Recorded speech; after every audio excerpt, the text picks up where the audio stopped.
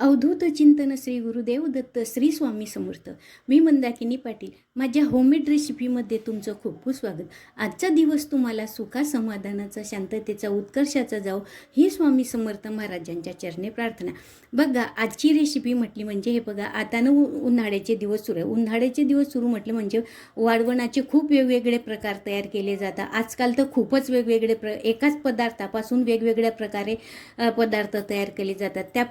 त्यामध्ये बघा, आपण साबुदाणा आणि बटाट्याचे पापड तर करतोच. त्याच प्रकारे मी हे कच्च्या केळ्यापासून साबुदाणा आणि कच्ची केळी वापरून हे उपवासाचे पापड तयार केलेले आहे. बघा किती छान आणि सुंदर झालेले आहेत. होटाने चावून घ्या आणि पटकन असे हे पापड तयार होतात. तर बघा, हे पापड कसे तयार केले, यासाठी काय काय साहित्य वापरलं, हे अगदी साध्या सिंपल भाषेमध्ये तुम्हाला मी ही रेसिपी शेअर केलेली आहे. मी तुम्हाला आधीनं हे पापड तळून दाखवते.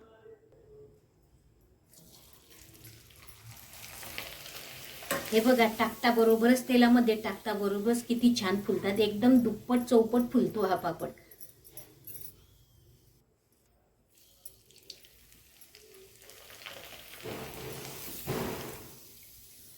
ज्यांना डायबिटीस आहे त्यांना हे पापड छान आहे खायला. बटाटा हा अजिबात डायबिटीसवाल्यांना चालत नाही. ज्यांना डायबिटीस आहे त्यांनी कच्चे केळी आणि साबुदाण्यापासून असे बनवलेले पापड खायचे.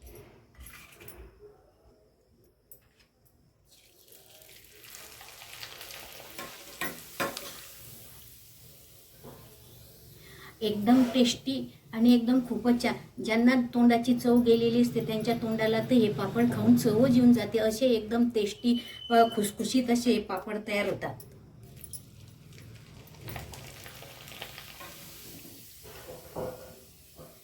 आमच्या खानदेशामध्ये, खेड्यामध्ये तर हे पापड आवर्जून केले जातात.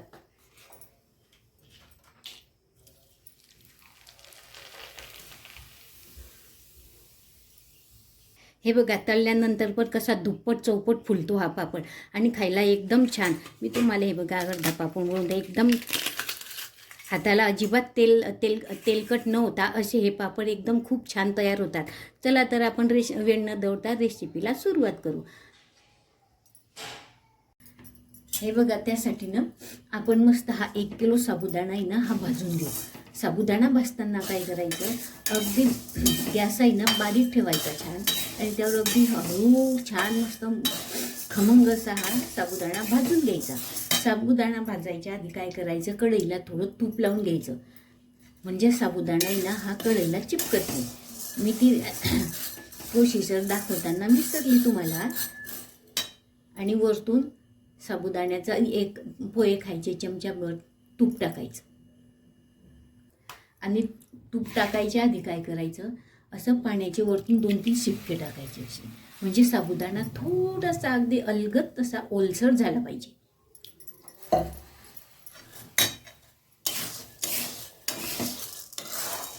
हे बघा, बघू शकता तुम्ही, आपला साबुदाणा थोडासा अलगद ओलसर झालेला आहे.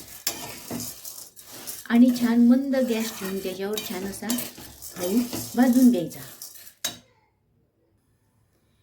हे बघा, त्यातनं मी थोडं तूप घालते. तुपाऐवजी तुम्ही तेल घातलं ना तरी चालू शकतं.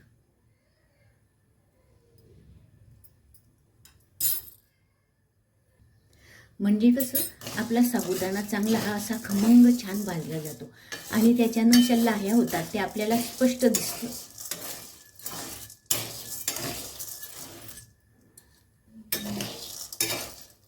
आपण कशी भाजणी करतो कडधान्याची, तर भाजणी करताना आपण धान्य आधी धुवून घेतो आणि मग भाजतो. धुतल्याने काय असतं, धान्य हलकं होतं. म्हणून तसं साबुदाणा तर आता धुतला जात नाही, म्हणून त्यावर काय करायचं, असे पाण्याचे शिपके टाकायचे, म्हणजे तो भाजताना असा हलका होतो साबुदाणा छान. साबुदाणा छान भाजला गेला ना की साबुदाणा दल्ला सुद्धा छान जातो, बारीक पीठ करता येतं छान.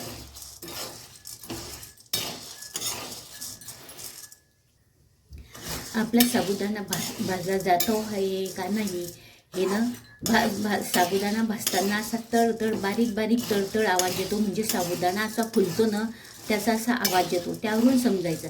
आणि आपण ह्या हलवताना सुद्धा आपल्याला कळतं की साबुदाणा फुलतो आहे की नाही, कारण साबुदाण्याची क्वांटिटी वाढते, फुलतो तो, त्यामुळे तो वाढतो. हे बघा, बघू शकता आपला हा ना साबुदाणा खूप फुललेला आहे आणि त्याच्या अशा छान लाया झालेल्या आहे. मी तुम्हाला जोडून दाखवते बघा.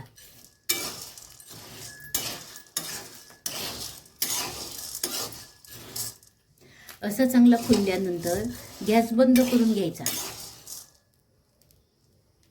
आता आपण गार होण्यासाठी काय एका पसरट भांड्यामध्ये काढून घेऊ. म्हणजे पसरट भांड्यामध्ये काढला म्हणजे कसं पटकन गार होतं.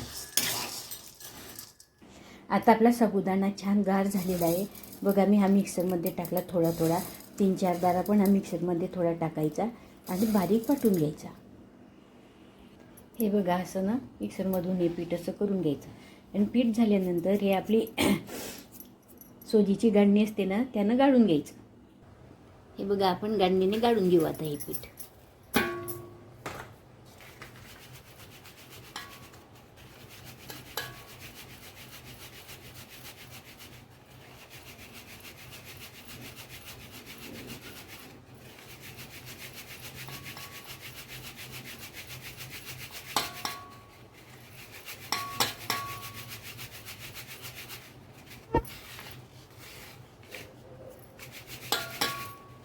आणि हे जाडसर राहिलेलं असतं ना, हे जाडसर राहिलेलं असतं हे परत मिक्सरमध्ये टाकायचं.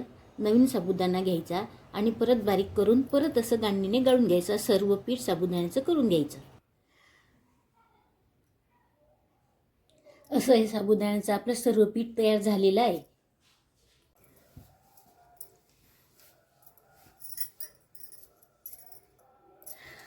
तुम्हाला तर माहीतच आहे, खानदेशा कच्च्या केळीसाठी काय केळ्यांसाठी खूप प्रसिद्ध आहे. खानदेशामध्ये केळी खूप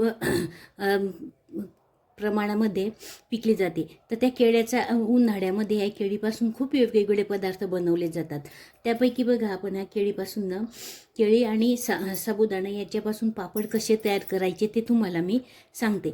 तर बघा, त्यासाठी काय करायचं, ही जी कच्ची केळी असतात ना, ही कच्ची केळी घ्यायची आणि ती ना कुकरमध्ये उकडायला टाकायची.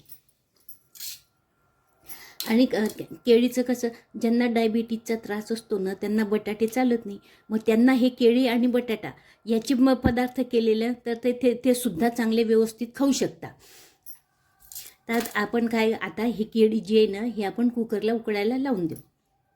उकडताना काय करायचं, केळीचं हे पुढचं साल असतं ना हे आणि हे मागचं असतं ना हे पण असं थोडं थोडं कट करून घ्यायचं आणि कुकरला लावायचे हे. आणि तुमच्या कुकरला कशा शिट्या होतात, 3 शिट्यांमध्ये पदार्थ शिजला जातो का काय, त्यानुसार 3 ते 4 शिट्या या मंद हिच्यावर करून घ्यायच्या. म्हणजे हे जे केळं असतात ना हे चांगले उकडले जातात.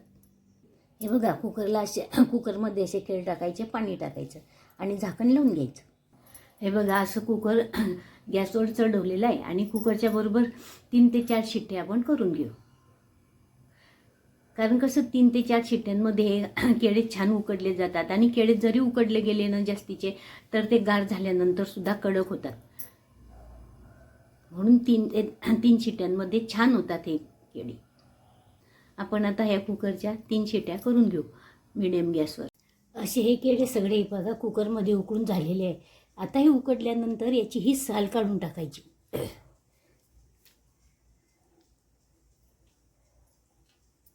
असे प्रत्येक केळ्याची ही साल काढून घ्यायची. अशी आपली ही सर्व केळ्यांची साल काढून झालेली आहे. आता काय करायचं, खाली एक पातेलं घ्यायचं आणि त्यावर ही आपली पुरणाची गाळणी असते ना, पुरण करायची, ती गाळणी ठेवायची आणि त्यावर ही केळं असे रगडून घ्यायचे.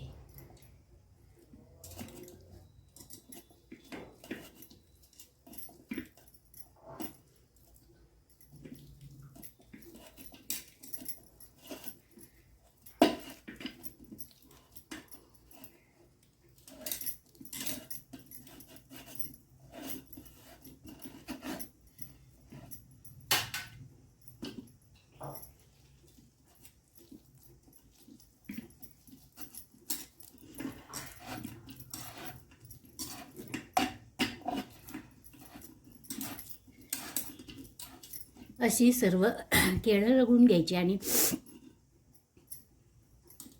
त्याचा असा गर खाली तयार होतो. हे बघा, असा हा लगदा तयार होतो छान बारीक. किंवा असं हाताने केलं ना तरी चालू शकतं.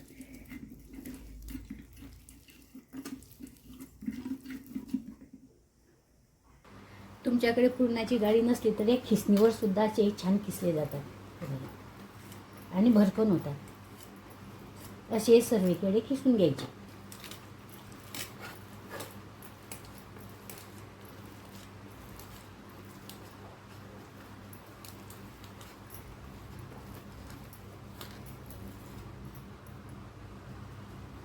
हे बघा, आपले हे सर्व केळे असे खिसून झालेले आहे.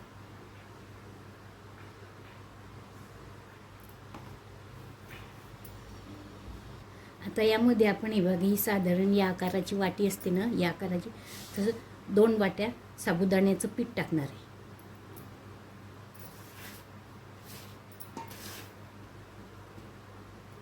हे दुसरी वाटी, लागलं तर आपण नंतर टाकू. आता यात चवीनुसार हा पोहे खायचा मोठा चमचा आहे ना, 2 चमचे आपण तिखट घालू. तिखट तुमच्या इच्छेनुसार घालू शकता. हिरवी मिरचीचा ठेचा घातला ना तरी चालू शकतो. हे 2 चमचे जिरं घालायचं.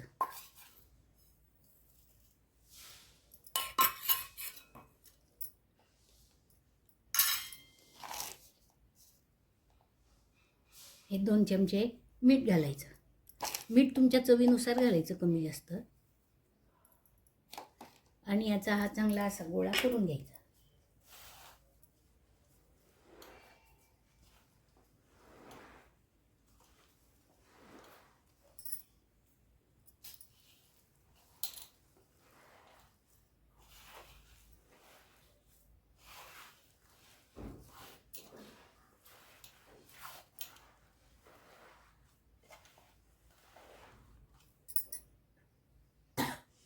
साधारण आकाराचे मी हे 25 केळ उकडलेले होते.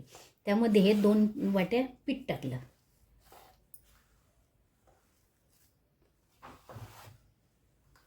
तिखट मीठ हे तुमच्या चवीनुसार घालायचं. ज्यांना डायबिटीस आहे तर डायबिटीसवाल्यांना बटाटे नको असतात खायला, तर त्यांनी डायबिटीसवाल्यांसाठी तर हे सेपरेट असे पापड बनवायचे, केळी आणि बटाट्याचे. उपवासाला पटकन तळता येतात, खाता येतात.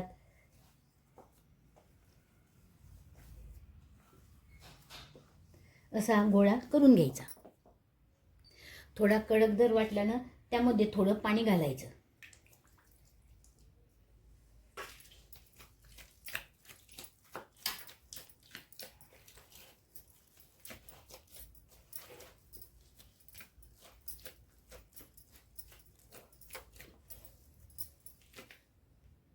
हे बघा, असा हा गोळा करून ठेवायचा. आपण पोळीसाठी कणिक भिजवतो ना, त्याप्रमाणे हा गोळा करायचा आणि असा जवळजवळ अर्धा ते पाऊण तास झाकून ठेवायचा कापडाने.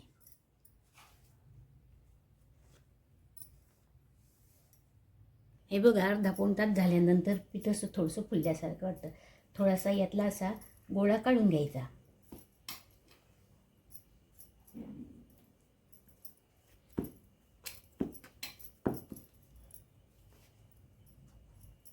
परत झाकून द्यायचं पीठ. गोळा काढल्यानंतर हा लगवून द्यायचा छान.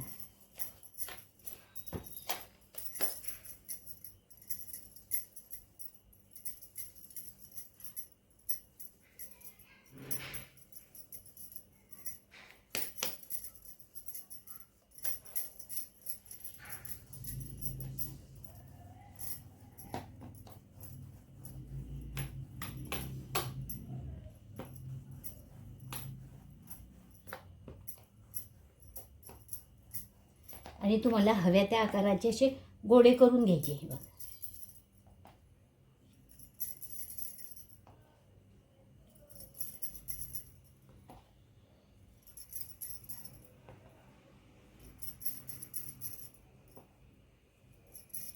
असे सर्व गोळे करून घ्यायचे. हे बघा, बघू शकता, असे आपण हे सर्व गोळे करून घेतले. गोळे केल्यानंतर काय करायचं, तुमच्याकडे हे यंत्र असेल, या यंत्रावर किंवा आपल्या साध्या ताटावर सुद्धा एका प्लॅस्टिकची कागद ठेवून लाटता येतात, दाबता येतात. तर हे बघा, असा खाली एक प्लॅस्टिकचा कागद ठेवायचा, त्यावर हा गोळा ठेवायचा.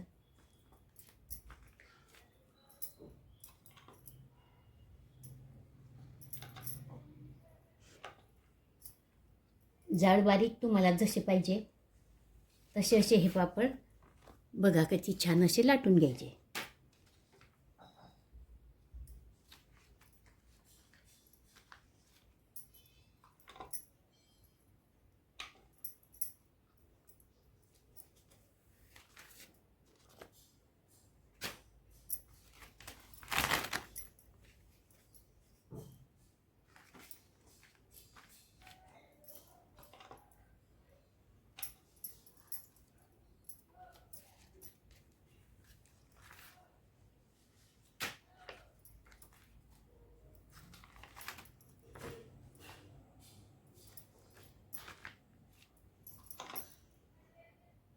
असे हे पापड करायला आता तर यंत्र निघालं आहे, त्यामुळे एवढे सोपे जातात ना आणि भरभर होतात. हा थोडा इथे जाड राहिला, थोडा परत दाबून घ्यायचा.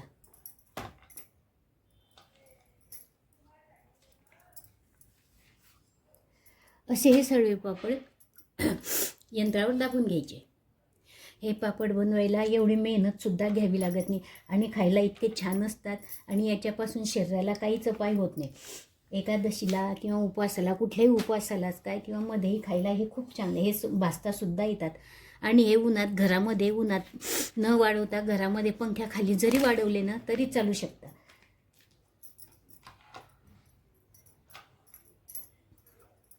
डायबेटीसवाल्यांना तर खूपच छान आहे हे पापड.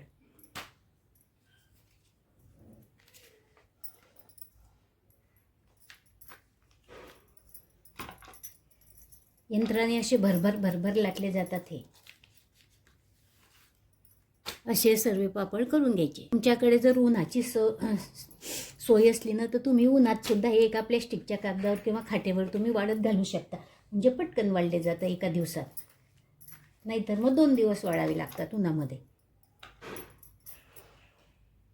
हे बघा, अशी उन्हामध्ये खाट टाकायची किंवा प्लॅस्टिकचा कागद टाकायचा आणि त्यावर हे पापड असे आपले लाटलेले असतात ना ते असे घालायचे.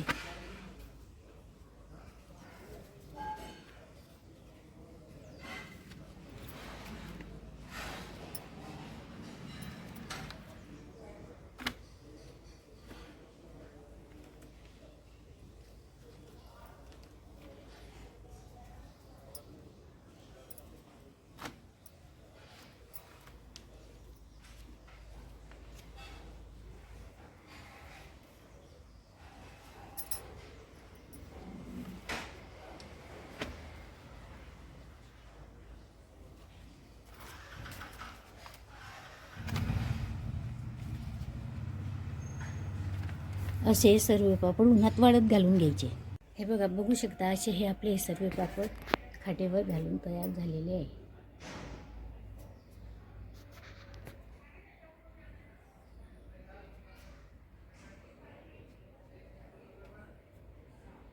असे हे उन्हात सर्व छान वाळत घालायचे पापड. हे बघा, बघू शकता आपले हे कच्चे केळी आणि साबुदाणे यापासून बनवलेले हे पापड. असे हे सुंदर असे हे पापड हे तयार झालेले आहे. 2 दिवस उन्हामध्ये वाळवायचे, तिसऱ्या दिवशी असे हे सुंदर पापड तयार होतात. आपण बटाटा आणि साबुदाण्याचे पापड तर नेहमीच करतो, तर अशी वेगळी चव म्हणून कच्ची केळी आणि साबुदाणे यापासून बनवलेले हे पापड बघा. असे हे सुंदर एकदम छान होटाने चावून घ्या, तोंडात टाकताच बरोबर विरघळणारे असे उपवासाचे कच्ची केळी आणि साबुदाणे यापासून बनवलेले हे पापड बघा असे छान झालेले आहे. बघा, तुम्हाला माझी ही उपवासाचे कच्चे केळी आणि साबुदाणे यापासून बनवलेल्या यापासून बनवलेल्या पापडांची रेसिपी आवडल्यास माझ्या चॅनलवर तुम्ही जर नवीन असल्यास माझ्या चॅनलला लाईक करा, शेअर करा, सबस्क्राईब करा आणि शेजारचं बेल आयकॉनचं बटन दाबा. म्हणजे मी असेच नवीन व्हिडिओ अपलोड केले म्हणजे सर्वात आधी तुम्हाला दिसतील. भेटू आपण पुढच्या रेसिपीमध्ये. तोपर्यंत स्वस्त खा, मस्त राहा. धन्यवाद. श्री स्वामी समर्थ.